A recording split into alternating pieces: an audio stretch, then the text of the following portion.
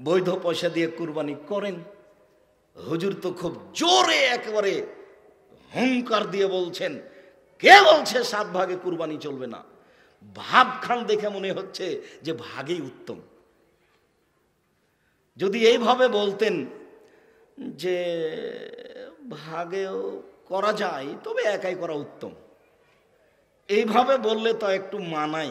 এমন ভাবে বলছেন একেবারে মাইক ফাটিয়ে, কে বলছে ভাগে চলবে না? কত হাদিস আছে ভাগের, ভাগে কুরবানি দেন। ভাবখান কেমন লাগছে বলেন তো দেখি? মানে ভাগে উত্তম মনে হচ্ছে না কথার গতিতে? আল্লাহর কসম, আমি আব্দুর রাজ্জাক বিন ইউসুফ দীর্ঘ 30 বছরে আমি কোনোদিন অপ্রয়োজনীয় বাক্য বলিনি। আপনি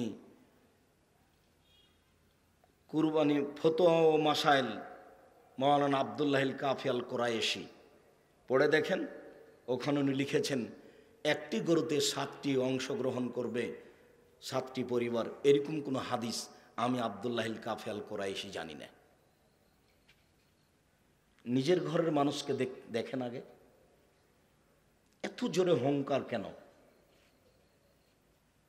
আমি ওইভাবে বলিনি, আমি বলেছি 7 জন চলে, 7 পরিবার চলে না।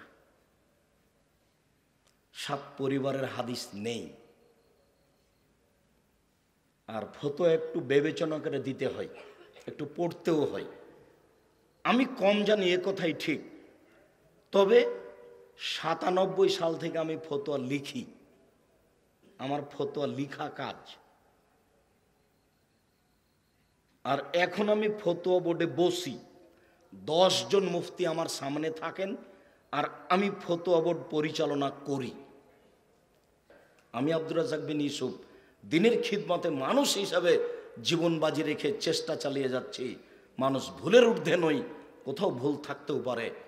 একটি গরুতে 7টি পরিবার অংশগ্রহণ করবে এমন হাদিস আমার এই দীর্ঘ 30 বছরের শিক্ষক জীবনে, এই দীর্ঘ 20 বছরের গবেষণা জীবনে, এই দীর্ঘ 16 বছরের ছাত্র জীবনে আসেনি। তবে 7 জন আছে, তবুও সফর। শুনুন সম্মানিত দিনী ভাই বোন, বলছিলাম জুলহিজ্জার প্রথম 9 দিন হলো ইবাদতের দিকে সবচেয়ে দামি। কিভাবে ইবাদত করা? 9 দিন সিয়াম থাকতে হবে। তাহলে 4টে জিনিস মনে থাকবে কি? 1, বলেন তো দেখি মনে আছে কিনা? ভুলে গেছে। মুহররমের সিয়াম। 2, জুলহিজ্জার 1 থেকে 9 দিন সিয়াম। 3, প্রত্যেক মাসে 3 দিন সিয়াম। 4, ফজরের 2 রাকাত সুন্নাত। টিভি আছে বাড়িতে, রাত 2টায় ঘুমান, ফজরের সালাত আদায় করবেন কি দিয়ে? সুন্নাত পড়বেন কি দিয়ে? সকাল 8টায় উঠেছেন, তওবা করতে হবে। পরিস্থিতির সাথে গাও ভাসিয়ে দিয়ে চললে মরণের দিন চলে আসবে, মরণ রক্ষা হবে না। মরণের দিন চলে আসবে, তখন বিচার ঠিকই হবে, বিচার মাফ হবে না। রাসূল সাল্লাল্লাহু আলাইহি সাল্লাম বলেন, জুলহিজ্জা মাসের প্রথম 10 দিনে সবচেয়ে প্রিয় ইবাদত আল্লাহর নিকটে। তখন বিদ্বানগণ বলতে লাগলেন, তাহলে কি জুলহিজ্জার কুরবানি মাসের প্রথম 10 দিনের ইবাদত আল্লাহর কাছে রমজানের শেষের 10 দিনের চেয়েও ভালো, লাইলাতুল কাদরের 10 দিনের চেয়েও ভালো? তখন বিদ্বানগণ বলছেন, হ্যাঁ, রমজান মাসে শেষ 10 দিনে ইবাদত করা আল্লাহর কাছে যত প্রিয়, জুলহিজ্জা কুরবানির মাসের প্রথম দিনে আল্লাহর কাছে তার চেয়ে বেশি প্রিয় ইবাদত করা। কেন? কেন এটা? এই জন্য যে রমজান মাসের শেষ দশকে 2টা জিনিস আছে মাত্র।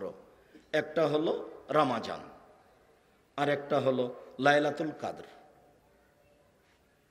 আর জুলহিজ্জার প্রথমে 3টে জিনিস আছে। 1, কুরবানি। 2, হজ। 3, আরাফার মাঠ। আরাফা। আজকে যত মানুষ উপস্থিত হয়েছে আরাফার মাঠে, সবাই ক্ষমা পেয়ে যাবে। আর যদি মানুষ সিয়াম থাকে আগে পরে 2 বছরের পাপ ক্ষমা হবে। তাহলে রমজানের শেষ দশকের চেয়ে জুলহিজ্জার প্রথম 9 দিন বেশি ভালো হয়ে গেল। তো প্রথম 9 দিন কি করব? বলে মিথ্যা কথা বলো আর গরু কিনো। আমরা তো এটাই মনে করি কে কত দামি গরু কিনতে পারে। জুলহিজ্জার 1 তারিখ থেকে 9 তারিখ পর্যন্ত সিয়াম পালন করা হলো সবচেয়ে দামি ইবাদত। কুরবানি আছে, সেটাও করেন। আগে কুরবানি আমরা যদি এক ফ্যামিলির 4 ভাই যদি একত্রে দিই, এটাও কি ভাগে কুরবানি হবে? ভাগে কুরবানি। একটা গরুতে 7টা পরিবারের কথা নেই, 7 জনের কথা আছে। যারা পরিবারের মালিক, বাপ বেঁচে আছে কিন্তু ভিন্ন ভিন্ন ছেলেরা খায়, ইনকাম করে, এর নাম পরিবার। কুরবানিতে এসে এক হয়ে যাবে, এটা অহেতুক কথা।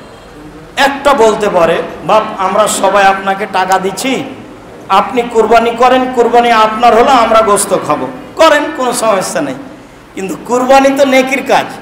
বাপের জন্য একটা দেন, আপনি একটা দেন, আপনার বড় ভাই একটা দিবে, ছোট ভাই একটা দিবে, 4-5টা গরু জবাই হবে, এলাকার লোক খাবে। ভাগে আসছেন কেন? কার টাকা হালাল না হারাম আবার ফতোয়ার কোনো শেষ নাই। প্রত্যেকটা পরিবারের পক্ষ থেকে একটা পশু প্রাণী কুরবানি হতে হবে জরুরি, এটাই সুন্নাত। কুরবানি দেওয়া গুরুত্বপূর্ণ সুন্নাত, কুরবানির গোশত ফকির মিসকিনকে দেওয়া গুরুত্বপূর্ণ সুন্নাত। কুরবানির সাথে আকিকার কোনো সম্পর্ক নাই। আকিকা হলো ফরজ আর কুরবানি হলো নেকির কাজ। আকিকার গোশত হলো নিজের গোশত, দিব না খাবো সেটা আমার ব্যাপার। আর কুরবানির গোশত আমি দিতে বাধ্য, ফকির মিসকিনকে দিতেই হবে। একটি গরুতে 7টা পরিবার অংশগ্রহণ করবে এমন হাদিস পৃথিবীতে নেই। 7 জনের কথা আছে, সফরে থাকলেও 7 জন অংশগ্রহণ করাতে আমরাও কোনোদিন না করিনি। 7 জনই নেকি হবে, 7 পরিবারের পক্ষ থেকে নেকি পাবে না। এই পথে না এসে টাকা বেশি আছে ওট জবাই করেন, টাকা কম আছে ষাঁড় জবাই করেন, তার চেয়ে কম আছে গরু করেন, তার চেয়ে কম আছে খাসি করেন, তার চেয়ে কম আছে ছাগি করেন, তার চেয়ে কম আছে ভেড়া ভেড়ি করেন। ভাগে গেলেন কেন? ভুল হিসাব। আরেকটা প্রশ্ন,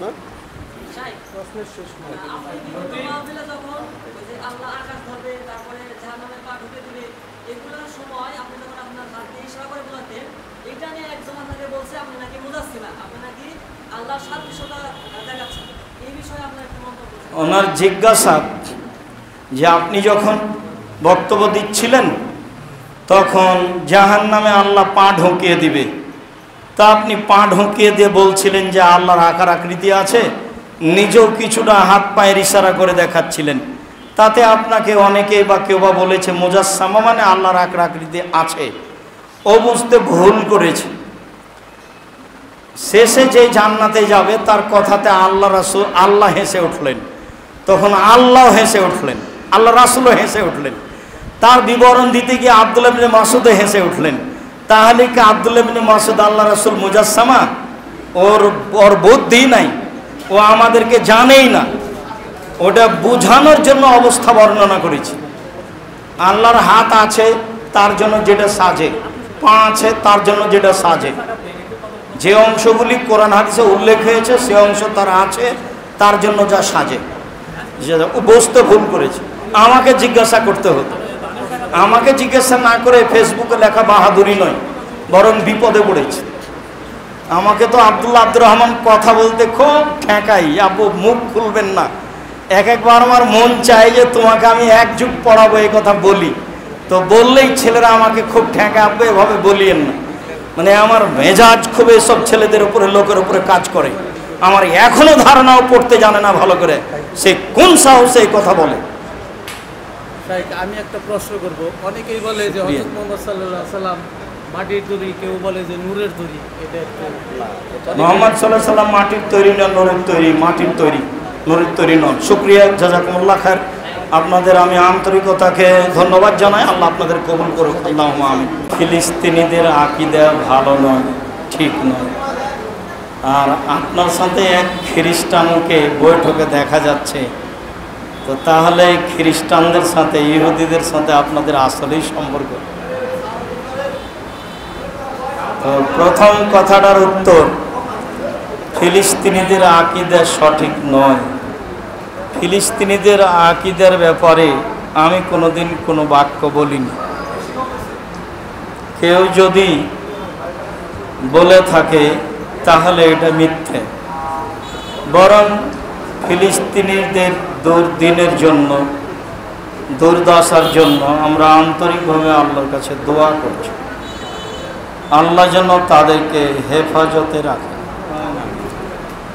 দ্বিতীয়, একজন ইহুদি বা খ্রিস্টানের সাথে আমাকে বৈঠকে দেখা যাচ্ছে, তো আসলেই আমরা ইহুদি এইটা দাবি।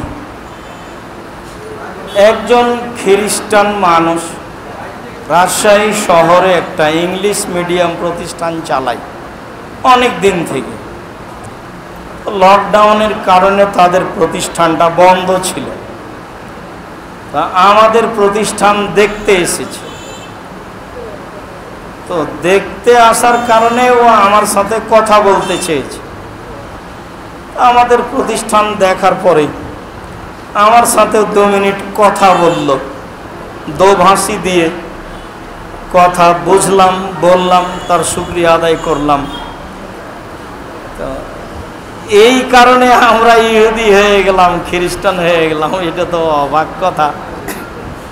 মানে এইটা একটা না জেনে এমন কথা বলা, যে বলছে সেই ইহুদি, এটা আবার বুখারী মুসলিমের হাদিস। আপনাকে যদি আমি গালি দিই বা কিছু বলি, সেই হকদার যদি আপনি না হন, তখন আমি সেটা, এই হাদিস বুখারী মুসলিম। আপনি যে আমাকে না জেনে বললেন, তো এখন আপনার কি হবে? আমি আমারটা চিন্তা করিনি, গেলে আপনাকে নিয়ে ব্যস্ত। যে ফেসবুকে যত মানুষ বললো আর যত মানুষ বিশ্বাস করলো, তো সবাই যে এখন ইহুদি খ্রিস্টান হয়ে গেল, এবার কি হবে? এটা তো বুখারী মুসলিমের হাদিস। খুব সাবধান। একটা লোক রাজশাহী শহরে, একজন খ্রিস্টান মানুষ রাজশাহী শহরে ইংলিশ মিডিয়াম স্কুল চালায়। করোনার কারণে বন্ধ ছিল মর্মে, যেহেতু রাজশাহী শহরের পাশে জামিয়া সালাফিয়া ডাঙ্গিপাড়া, ও দেখতে এসেছে। দেখতে আসার সুবাদে আমার সাথে কিছু কথা বলতে চায়, তাই আমি 2 মিনিট দোভাষী দিয়ে কথা বলেছি। এই সময়ে কে যে ছবি ওঠালো, কে যে দিল, আল্লাহই ভালো জানে। এখন ঠিকই তো দেখা যাচ্ছে যে আমি ইহুদির পাশে বসে আছি। এখন বিবেচনা ছাড়াই যদি বলা হয় তাহলে ঠিকই আছে, তো দেখা যাচ্ছে, ওকে দেখেই বোঝা যাচ্ছে ইহুদি বা খ্রিস্টান। ওইরকম বিশাল আকৃতি, একবারে লাল টকটকে চেহারা, যাদের নিন্দা রাসূল সাল্লাল্লাহু আলাইহি ওয়াসাল্লাম নিজেই করেছেন, আল্লাহ কোরআন মাজিদে নিন্দা করেছেন। অতএব এই কথা শেষ। জি, আমার একটু জিজ্ঞাসা, রমজান মাসের সিয়াম শেষে যাকাতুল ফিতরা টাকায় করব না চাওয়ালে করব, খাইতে দেখব, এটা একটু সুন্দর করে বুঝে দিলে। জিজ্ঞাসা, রমজান শেষে সাদকাতুল ফিতর টাকা দিয়ে না শস্য দিয়ে? রাসূলের যুগে মুদ্রা ব্যবহার হতো, স্বর্ণের মুদ্রা আর রূপার মুদ্রা। স্বর্ণের মুদ্রার নাম দেনার আর রূপার মুদ্রার নাম ছিল দেরহাম।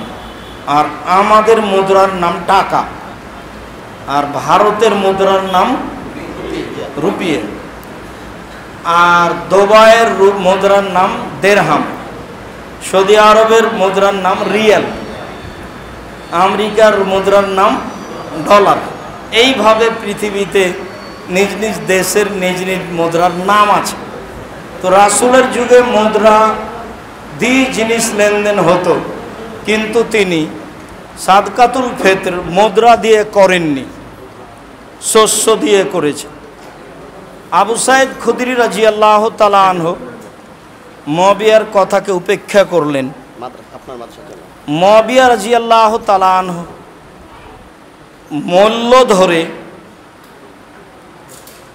অর্ধশা গমের মূল্য যা, 100 খেজুরের মূল্য তা, এইটা ধরে জনগণকে অর্ধশা গম দিতে বলেছিলেন।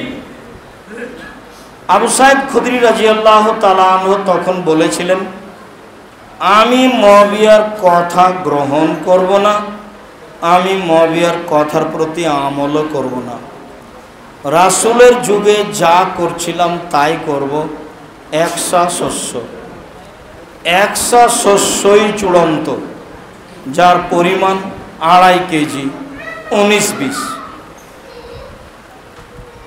সৌদি আরব থেকে সামান একটা পরিমাপ, একটা পাত্র, আপনার মা যাতে চাউল মাপে সেটার নাম শেয়ার বা কোটা বা কাঠা বা কিছু একটা, এই নিয়ে রাখেন।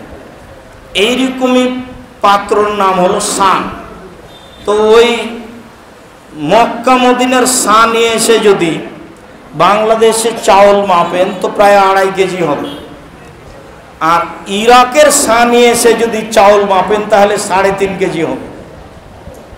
তো যেহেতু আমার মাযহাবী ভাইরা ইমাম আবু হানিফাকে মানেন, যেহেতু ইমাম আবু হানিফা ইরাকের মানুষ, যার কারণে তারা ইরাকের হিসাব অনুযায়ী অর্ধশা গম হিসেবে মূল্য দিয়ে থাকে।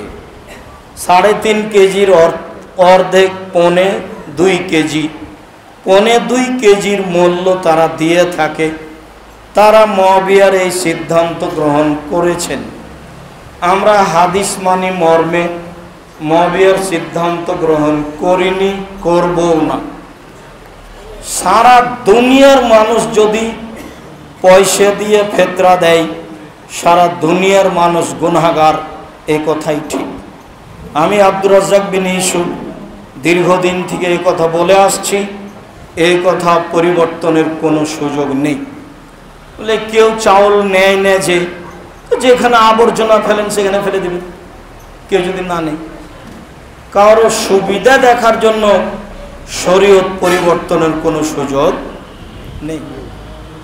আলেম ওলামা মাদ্রাসা চালায়, নিতে আসে, তো মডলের হাতে টাকা জমা, শস্য জমা দিয়েছি, এখন মডল বিক্রি করে টাকা দেখবে, মন্ডল দায়িত্বশীল বিক্রি করে টাকা দেখবে। আমি দিব কি? শস্য। এটাই চূড়ান্ত। শস্য দিতে হবে, 100 দিতে হবে, প্রায় 2.5 কেজি দিতে হবে। টাকা দিয়ে ফেতরা চলবে না, এটাই চূড়ান্ত। জি, তারপর একটা প্রশ্ন আছে অনেকেরই, যে বায়াত এর প্রয়োজনীয়তা কতটুকু এবং এটা কার কাছে কিভাবে নিতে হবে, সবারই কি নেওয়া জরুরি কিনা?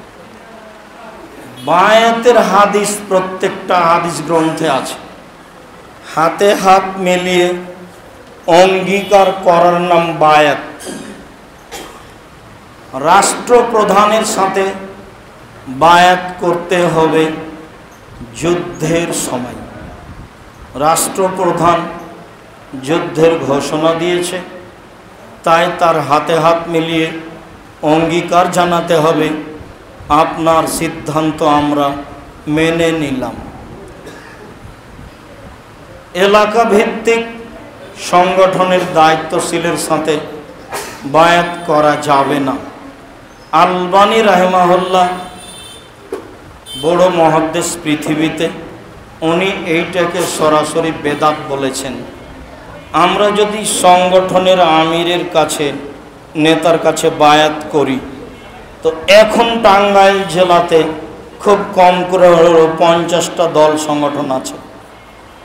মাঝহাবি হোক, অমাঝহাবি হোক, জামাতে ইসলাম হোক, ফুরফুরা হোক, আন্দোলন হোক, জমিয়ত হোক, যুব সংঘ হোক, ইত্তেহাদুল উম্মাহ হোক, আটরসি হোক, চরমনাই হোক, যেটাই হোক না কেন, তো আপনি কার সাথে বায়াত করবেন? যার সাথে বায়াত করলেন বাকিগুলোকে ছেড়ে দেওয়া হবে। আর যখন আপনি কোনো একটাতে ঢুকবেন, তখন ওর সাথে যারা আছে তারাই শুধু ভালো, আর ওর সাথে যারা নেই তারা খারাপ। ইচ্ছে অনিচ্ছে আপনাকে তাদের বদনাম করা লাগবে। আমার 18 বছরের অভিজ্ঞতা, দু এক দিনের নয়। অনেকেই যারা মুখে কথা বলে তার জন্মের আগে থেকে এটি আমি দেখে আসছি। অতএব এই পথে আসিয়েন না, 5 ওয়াক্ত সালাত আদায় করেন, হালাল রুজি খান, কোরআন তেলাওয়াত করেন। যেখানে দুইজন বসে কথা বলছে ওখানে বসবেন না। জরুরি ছাড়া মানুষের পাশে বসে গল্প করবেন না। ওদের বদনাম হলে আপনিও সাথে চলে যাবেন, পরকাল হারাবে, খুব সাবধান। এখানে আসতে হবে না, আসলে সংকীর্ণতা ভিতরে ঢুকবে, ক্ষতিগ্রস্ত হয়ে যাবেন, আল্লাহ মাফ করুক। তারপরে এই বায়াত চলবে না। এক মাস হাবি ভাই বলেছে যে তাবিজ নাকি ব্যবহার করা জায়েজ আছে, ইমাম আহমদ বিন হাম্বল রাহিমাহুল্লাহ বলে তাবিজ লিখতে বলেছে। ওনার জিজ্ঞাসা তাবিজ ব্যবহার করা জায়েজ আছে। ইমাম আহমদ বিন হাম্বল তাজ ব্যবহার করেছেন বা করতে বলেছেন। পৃথিবীতে যেই বলুক, রাসূল সাল্লাল্লাহু আলাইহি ওয়াসাল্লাম বলেছেন, মান তাআল্লাকা তামিমা ফাকাদ আশরাকা, কেউ যদি তাবিজ ঝুলায় তাহলে শিরক করে। একবারে খোলাখুলি শিরক। বের হওয়ার সময় দেখবেন একটা বই আছে কিনা, কে বড় ক্ষতিগ্রস্ত। ওতে সিরিয়াল হাদিস দেওয়া আছে তাবিজের। তাবিজ ব্যবহার করা শিরক। যে করবে সে মহাপাপী, যে লিখে দিচ্ছে সেও মহাপাপী। উভয়েরই পরকাল হারিয়ে গেছে। তাকে আল্লাহ তওবা করে ফিরে আসার তৌফিক দান করুক, আল্লাহুম্মা আমিন। তারপর মা বোনদের একটা প্রশ্ন, এই শাড়ি উত্তম না বর্তমানে প্রচলিত যে ম্যাক্সি, যেটা উপরে ওড়না নিচে এক পায়ের পাতা? মহিলাদের পোশাকের জন্য শাড়ি উত্তম পোশাক না সালোয়ার কামিজ মেক্সি চাদর উত্তম পোশাক? শাড়ি আমরা হারাম বলিনি, তবে শাড়ি কখনোই উত্তম পোশাক নয়। শাড়ি পরে নিজেকে ঢেকে রাখা খুব কঠিন। রিক্সাতে উঠতে হলে পা মোজা পরতে হবে, গাড়িতে উঠতে হলে পা মোজা না পরলে নিজেকে ঢেকে রাখতে পারবে না। অবশ্যই শাড়ি হারাম পোশাক নয়, তবে উত্তম নয়। অবশ্যই সালোয়ার কামিজ মেক্সি চাদর উত্তম। মেক্সি, সালোয়ার, মোটা চাদর, এটাই মহিলাদের উত্তম পোশাক, এটাই ব্যবহার করবে। এদিকে আসুন না। আমার একটা জিজ্ঞাসা ছিল। ভালো আছেন?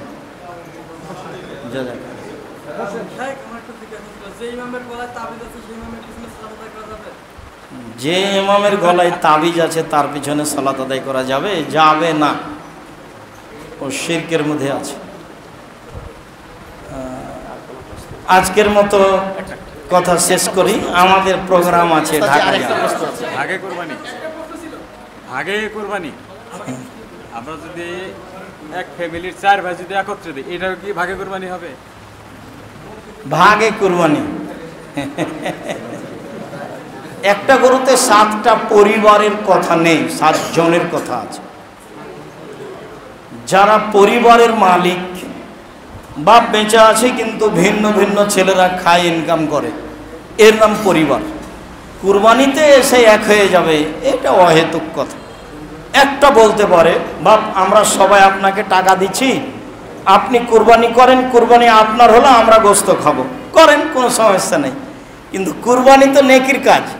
বাপের জন্য একটা দেন, আপনি একটা দেন, আপনার বড় ভাই একটা দিবে, ছোট ভাই একটা দিবে, 4-5টা গরু জবাই হবে, এলাকার লোক খাবে। ভাগে আসছেন কেন? কার টাকা হালাল না হারাম, আবার ফতোয়ার কোনো শেষ নাই। প্রত্যেকটা পরিবারের পক্ষ থেকে একটা পশু প্রাণী কুরবানি হতে হবে জরুরি, এটাই সুন্নাত।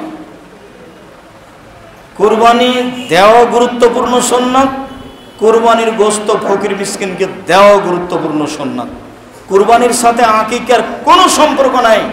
আকিকা হলো ফরজ আর কুরবানি হলো নেকির কাজ। আকিকার গোশত হলো নিজের গোশত, দিব না খাবো সেটা আমার ব্যাপার।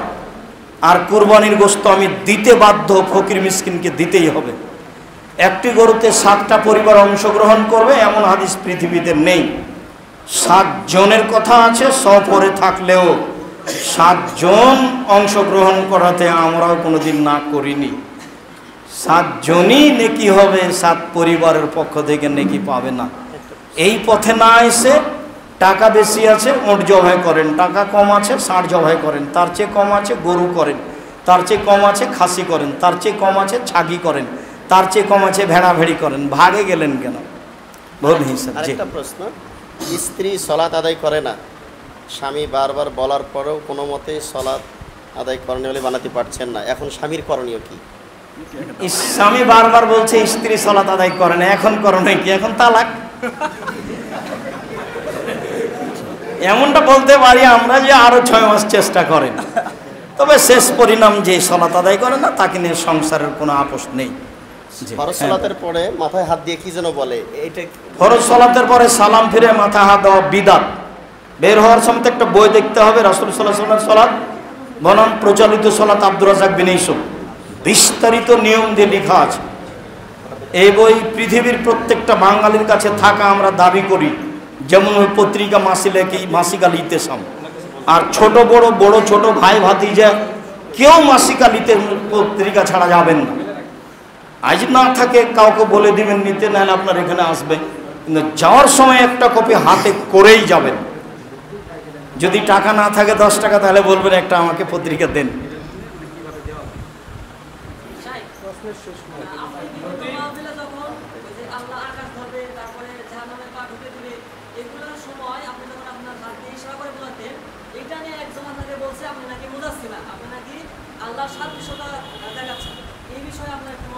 ওনার জিজ্ঞাসা যে আপনি যখন বক্তব্য দিচ্ছিলেন তখন জাহান্নামে আল্লাহ পা ঢুকিয়ে দিবে, তা আপনি পা ঢুকিয়ে দিয়ে বলছিলেন যে আল্লাহর আকার আকৃতি আছে, নিজেও কিছুটা হাত পায়ের ইশারা করে দেখাচ্ছিলেন, তাতে আপনাকে অনেকে বা কেউ বা বলেছে মুজাসসামা মানে আল্লাহর আকার আকৃতি আছে। ও বুঝতে ভুল করেছে। শেষে যে জান্নাতে যাবে তার কথাতে আল্লাহ হেসে উঠলেন, তখন আল্লাহ হেসে উঠলেন, আল্লাহ রাসূলও হেসে উঠলেন। তার বিবরণ দিতে গিয়ে আব্দুল্লাহ ইবনে মাসউদও হেসে উঠলেন। তাহলে কি আব্দুল্লাহ ইবনে মাসউদ আল্লাহ রাসূল মুজাসসামা? ওর বুদ্ধি নাই, ও আমাদেরকে জানেই না। ওটা বোঝানোর জন্য অবস্থা বর্ণনা করেছি। আল্লাহর হাত আছে তার জন্য যেটা সাজে, পা আছে তার জন্য যেটা সাজে, যে অংশগুলি কোরআন হাদিসে উল্লেখ হয়েছে সে অংশ তার আছে তার জন্য যা সাজে। ও বুঝতে ভুল করেছে, আমাকে জিজ্ঞাসা করতে হতো। আমাকে জিজ্ঞাসা না করে ফেসবুকে লেখা বাহাদুরি নয়, বরং বিপদে পড়েছে। আমাকে তো আব্দুর রহমান কথা বলতে খুব ঠেকাই, আপু মুখ খুলবেন না। একবার আমার মন চায় যে তোমাকে আমি 1 যুগ পড়াবো, এই কথা বলি, তো বললেই ছেলেরা আমাকে খুব ঠেকা, আব্বু এভাবে বলিয়েন না। মানে আমার মেজাজ খুব এসব ছেলেদের উপরে, লোকের উপরে কাজ করে। আমার এখনো ধারণাও পড়তে জানে না ভালো করে, সে কোন সাহসে এই কথা বলে। আমি একটা প্রশ্ন করব, অনেকেই বলে যে হযরত মুহাম্মদ সাল্লাল্লাহু আলাইহি সাল্লাম মাটির তৈরি, কেউ বলে যে নূরের তৈরি। এটা একটু মুহাম্মদ সাল্লাল্লাহু আলাইহি সাল্লাম মাটির তৈরি না নূরের তৈরি? মাটির তৈরি, নূরের তৈরি নন। শুকরিয়া, জাযাকুমুল্লাহ খায়র। আপনাদের আমি আন্তরিকতাকে ধন্যবাদ জানাই। আল্লাহ আপনাদের কবুল করুক, আল্লাহুম্মা আমিন। পরে যাওয়ার পূর্বে সবাই একটা করে পত্রিকা হাতে করে যাবে।